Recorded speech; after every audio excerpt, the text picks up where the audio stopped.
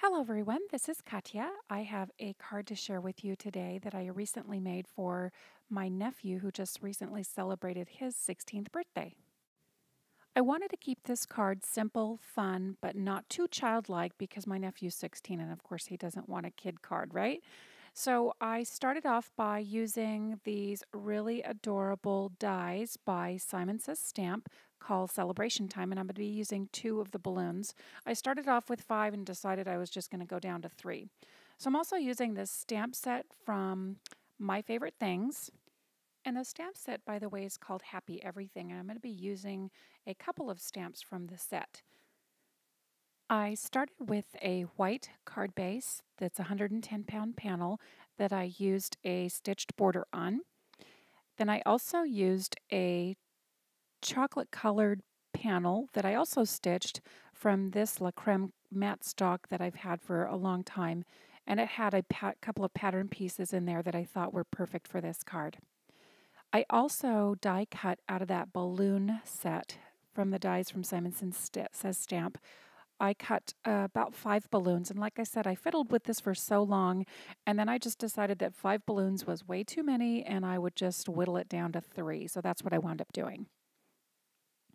I grabbed a black piece of cardstock, and I am brushing that cardstock with my anti-static tool because I only want that embossing powder to stick right where my Versamark ink is going to be on the sentiment and nowhere else. And so for you newbies who are starting off with embossing powder, that's the best way to get those strays from not appearing on your card.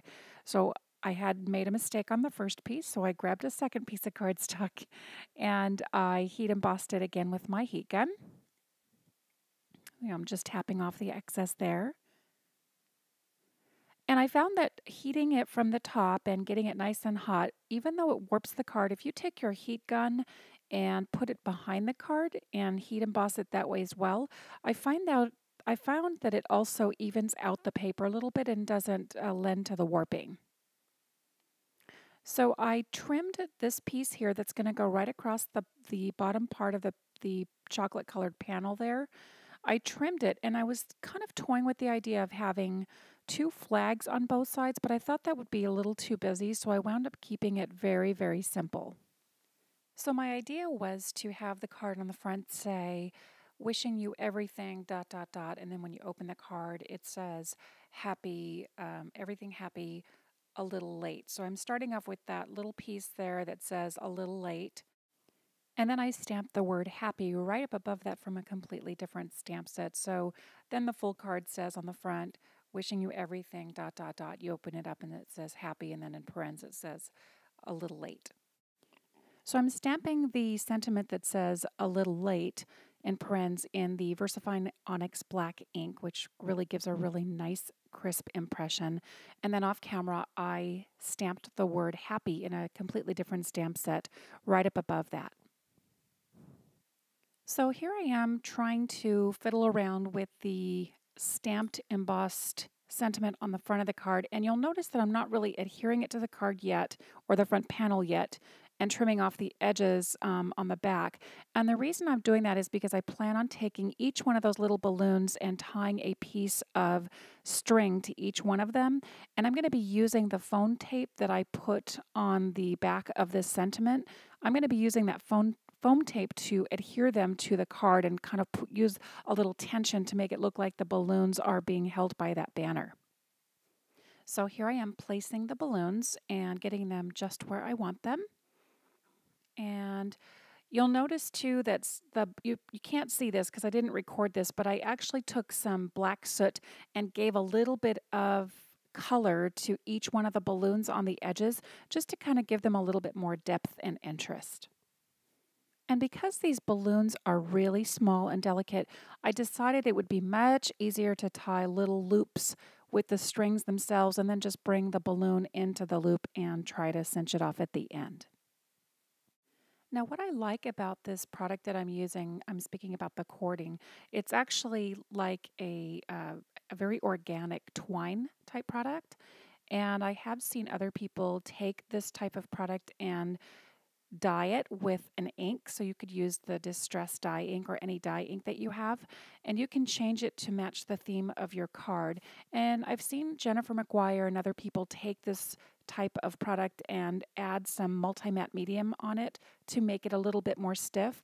So one of the ideas I had was maybe coloring it with a different ink and then taking the multi-matte medium and making it straight, or position it and have it dry in the way that you want it, so that when you come back the next day it's ready to place on your card and attach to the balloons, just kind of tucked behind. So here I have everything placed the way I want, and I'm taking off that foam strip so that I can place the sentiment on the top, and I will use my tweezers to hold the twine in place. Now, I always find it helpful to cut the cords that you're using to tie around the balloons a little bit longer than what you need, because it's much easier to trim them, or having to avoid going back and cutting them to the length that you need. But this way too, if you don't have tweezers and you want to use something to help stable the cords where you want them at the end, you could always use an acrylic block or something heavy that would allow you to see through and see where you're placing these stamped sentiments. So here I am trimming off the excess. And I didn't cut them all the same length. I just decided to leave them all different lengths just to kind of break up the whole image. So everything is the way I want, and I'm going to take this panel now, and I should have done this toward the end, but what I decided was to put glossy accents on the balloons. And what I love about this cord is so stiff that I decided that if I put glossy accents on the top of the balloons now, the glossy accents would be just close enough to where the cord ties around the base of the balloon to basically reinforce and hold those cords in place where I want them, and that's exactly what it did. It worked out beautifully. So as I said, if I would have waited to put the glossy accents on after I had adhered the top panel to my card base, I would have avoided getting my finger in the glossy accents. So I got a little bit in areas where I didn't want it, but most crafters know there's a way to completely salvage any project that we do, especially when we're making cards and you work so hard and long on them. I got some glossy accents where I did not want it, and it looked a little shiny in certain areas. So like most crafters, you just embellish, right? And then I added some sequins in strategic places to kind of draw your attention away from the mistake, and that's what I did here.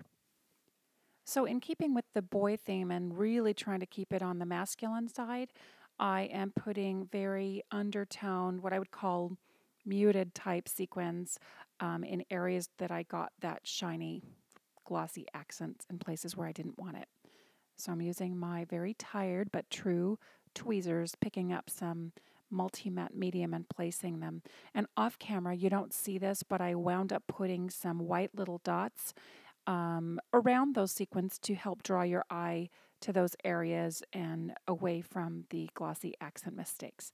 So here I am adhering the front panel to my card base, and I was putting the glue down, I should say the glue tape down on the white card base instead of the back, because that glossy accent material was still wet. So I figured it would be easier if I opened up the card and then placed it down, and this time I was especially careful not to touch the wet glossy accents this time, and I think I did okay. So here is a look at the final card project, and you can see that the glossy accents is still a little cloudy because it's wet, but when this baby dries, it is so pretty. And I love how that glossy accents really helped reinforce where I tied the balloons around the base. And here is the final card, and you can see the white dots that I added around those sequins too, and I think it really adds a little something to the card. I hope you enjoyed this card for today. Thank you for stopping by, and if you like this video, please give me a thumbs up. Thanks for stopping by. Ciao for now.